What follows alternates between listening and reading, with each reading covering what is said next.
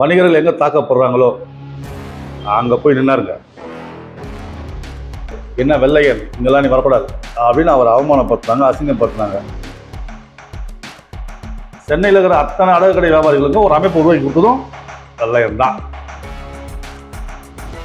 வியாபாரிகள் சங்கம் தான் மட்டும்தான் இல்லாம பொதுமக்களுக்காகவும் நாட்டுக்காகவும் தமிழ் தேசியத்துக்காகவும் அந்த தமிழ் உணர்வோடு போராடிய தலைவர் ஒரே ஐயா வெள்ளையன் மட்டும்தான்.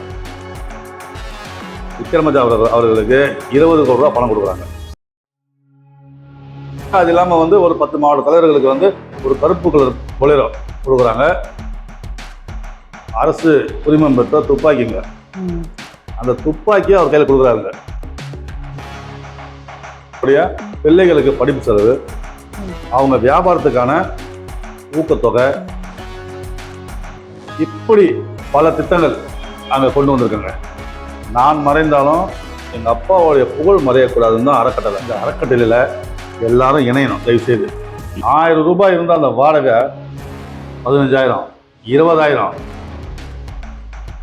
வரக்கூடிய அரசாங்கம் அவருக்கு வாழ்ந்த அந்த தெருவுக்கு நெல்வயல் சாலைக்கு வெள்ளையன் சாலை, அதே போன்று அவருக்கு மணிமந்தம் மட்டத்துக்கான இடம் இன்னும் கொடுங்க.